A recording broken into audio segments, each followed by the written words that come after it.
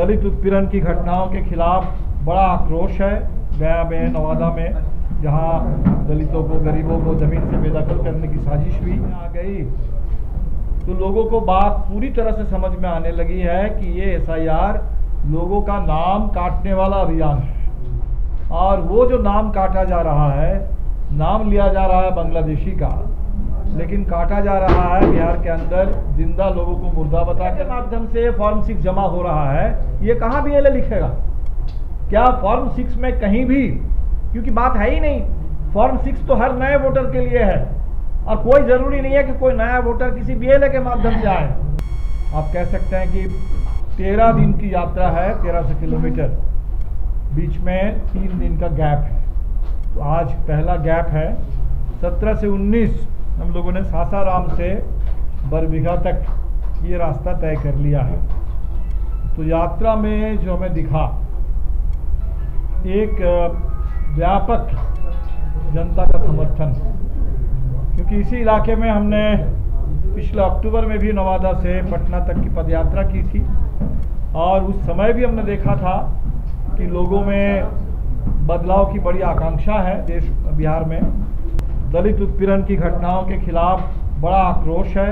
गया में, नवादा में, जहां दलितों को, गरीबों को ज़मीन से बेदखल करने की साजिश हुई।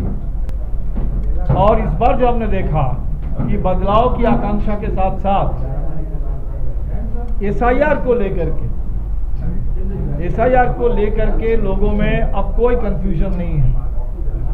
शुरू में पूरी समझ नहीं बन रही थी, लेकिन जब से ये 65 लाख लोगों के नाम की सूची सामने आ गई, तो लोगों को बात पूरी तरह से समझ में आने लगी है कि ये SIR लोगों का नाम काटने वाला अभियान है। और वो जो नाम काटा जा रहा है, नाम लिया जा रहा है बांग्लादेशी का, लेकिन काटा जा रहा है बिहार के अंदर जिंदा लोगों को मुर्दा बता करके। मिंटू पासवान, और हमने तो कहा है कि पता नहीं कितने हजार मिंटू पासवान बिहार में हैं, इनका नाम काटा जा रहा है। 35 लाख जो प्रवासी मजदूर हैं, जो बाहर गए हैं कमाने के लिए, जो बिहार के ही रहने वाले हैं, और हमारे सुप्रीम कोर्ट के तमाम फैसलों को उठा के देख लिया जाए तो सुप्रीम कोर्ट ने, बहुत सारे राज्यों के हाई कोर्ट ने बार बार स्पष्ट किया है कि ऑर्डिनरी रेसिडेंट का मतलब क्या है। ऑर्डिनरी रेसिडेंट का मतलब है परमानेंट रेसिडेंट, जिनका परमानेंट घर बिहार में है, वो भले काम करने के लिए बाहर गए हैं, 2 साल रहे बाहर, वो लेकिन लौट के ही आएंगे। तो इन तमाम लोगों को बिहार का ही समझा जाना चाहिए और उनका नाम रहना चाहिए। तो आज अजीब स्थिति है, गुजरात से भाजपा के नेता आते हैं और वो बिहार के मतदाता बन जाते हैं, और बिहार के अपने लोग जो बाहर जाते हैं गुजरात में कमाने के लिए, उनको गुजराती बता दिया जाता है और अब बिहार से उनका नाम काट दिया जा रहा है। जो NRI हैं, जो बिल्कुल घोषित तौर पर बाहर रहते हैं, विदेशों में रहते हैं, हो सकता है अमेरिका में रहते हो, और उनके लिए फॉर्म 6A है कि वो चाहेंगे तो भारत में उनके पास वोटिंग राइट होगा। लेकिन बिहार में ही अगर माइक्रो फाइनेंस के आतंक से कोई परिवार गांव से भागा हुआ है, उस परिवार का नाम कट जाएगा। तो बड़ा अन्याय बिहार के साथ जो हो रहा है। तो इस यात्रा से हम लोग ये दोनों संदेश दे रहे हैं कि एक एक वोट की रक्षा, वोट के अधिकार की रक्षा, और उस वोट का सही इस्तेमाल, इस वोट से चोट करना है। और इस सरकार जो पिछले 20 साल से, अब तो बिहार के लिए पूरी तरह से सरकार एक बोझ बन गई है, इस बोझ को उतार फेंकना है, बदलाव लाना है। तो ये संदेश हमें लगता है बदलाव का संदेश, और साथ ही साथ लोकतंत्र का, संविधान का, मताधिकार का, उसको बचाने का संदेश। बचाओ और बदलाव, ये दोनों संदेश हम लोग ले जा रहे हैं, और भारी समर्थन पूरे यात्रा पथ में हमें दिखा है हर जगह। और हम उम्मीद करते हैं कि जैसी जैसी यात्रा आगे बढ़ेगी, ये समर्थन भी और बढ़ेगा और ये एक आंदोलन में तब्दील हो जाएगा। ये चुनाव बिल्कुल एक बड़ा जन आंदोलन बने, हम लोग इसी कोशिश में हैं। और आपके माध्यम से पूरे बिहार वासियों से अभी तक जो समर्थन मिला है, इसके लिए तहे दिल से उनका शुक्रिया। और आगे इसको और आंदोलन के रूप देने के लिए गांव-गांव में लोग सजग रहे, कहीं से भी किसी तरह की कोई सुस्ती नहीं, किसी तरह का कोई मुगालता नहीं, किसी तरह का कोई भ्रम नहीं, क्योंकि ये जो अभी मतदाता सूची आई है ये अभी ड्राफ्ट है।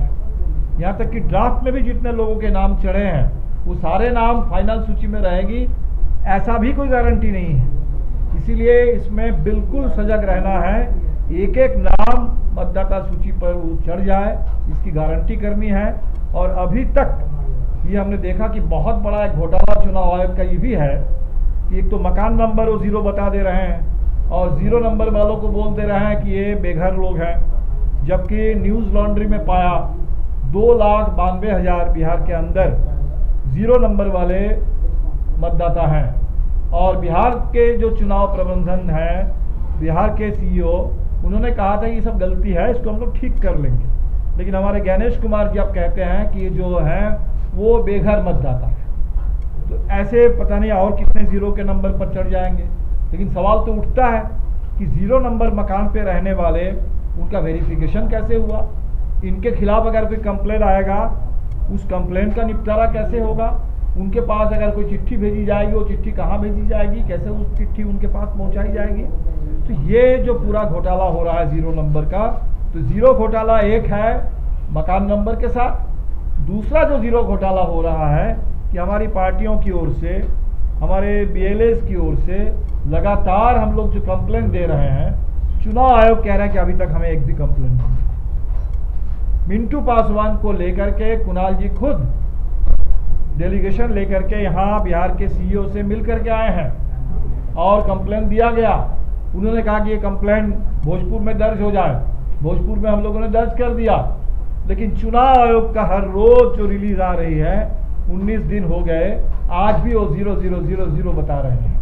ये 2 0 घोटाला हो रहा है, एक मकान नंबर 0 और दूसरा ये पार्टियों की ओर से, बीएलएस की ओर से जो शिकायतें की जा रही है, उन शिकायतों की कहीं कोई गिनती नहीं है। ये जो कहते हैं कि हलफनामा नहीं मिलते, और अभी समाजवादी पार्टी ने दिखा दिया कितने हजार हलफनामा, और हलफनामा के लिए उनके पास पावती रसीद भी है, लेकिन कह देते हैं कि हमारे पास कोई शिकायत नहीं है। और बिहार के साथ अभी ये लोग भ्रमित कर रहे हैं जनता। अभी पहली बात तो देखिए, फ्लॉप और भ्रमित तो अलग अलग शब्द है। तो यात्रा, जिन लोगों ने भी यात्रा को देखा है, आप में से बहुत सारे लोगों ने नज़दीक से देखा है, सोशल मीडिया में उसकी खबर आ रही है। मुझे लगता है कि कुछ और मीडिया में भी, जो देश के कथित स्थापित मीडिया है, तथाकथित मुख्य धारा का मीडिया है, शायद इसमें भी यात्रा का इतना बड़ा स्केल है, इतने बड़े पैमाने पर इसमें जन समर्थन है कि पूरी तरह से इसको छुपाना, दबाना किसी के लिए भी संभव नहीं हो रहा है। और इसीलिए भाजपा को भी टिप्पणी करना पड़ेगा। तो पहली बात तो भाजपा वाले अगर टिप्पणी कर रहे हैं, ये अपने आप में आप समझ लीजिए कि यात्रा की एक सफलता है। सेकंड बात है कि जहाँ तक वो कह रहे हैं कि गुमराह करने की बात है, तो गुमराह तो चुनाव आयोग कर रहा है। चुनाव आयोग ने जो पत्रकार वार्ता की, उसमें सारे सवाल पूछे गए और उन सवालों का कहीं कोई गंभीर जवाब नहीं, कहीं किसी सवाल का मजाक उड़ा रहे हैं। आपसे कहा जा रहा है कि भाई सीसीटीवी का फुटेज दीजिए, तो सीसीटीवी फुटेज लिया ही क्यों जाता है? सीसीटीवी है ही क्यों? अगर वो सीसीटीवी से आपको लगता है कि हमारे देश की महिलाओं की, उनकी इज्जत और उनकी निजता, उसका उल्लंघन होता है, तब क्यों सीसीटीवी आप रखते हैं वहाँ? 45 दिन के अंदर आप कह रहे कि हम नष्ट कर देंगे 45 दिन के बाद, तो 45 दिन तक कोई उल्लंघन नहीं होता है और 46वां दिन से उल्लंघन शुरू हो जाएगा वो निजता का। तो कोई तर्क नहीं है इनके पास। ये जिस तरीके का गलत बयानी कर रहे हैं, मजाक उड़ा रहे हैं, लग रहा है कि उनको लग रहा है कि लोगों के पास कोई दिमाग नहीं है, लोग एकदम बेवकूफ़ हैं, बुद्धू हैं, उनको जो बुर्बक है जो समझा दीजिएगा लोग समझ जाएंगे। तो गुमराह करने का काम चुनाव आयोग की ओर से हो रहा है और उससे भी ज़्यादा भारतीय जनता पार्टी की ओर से हो रहा है।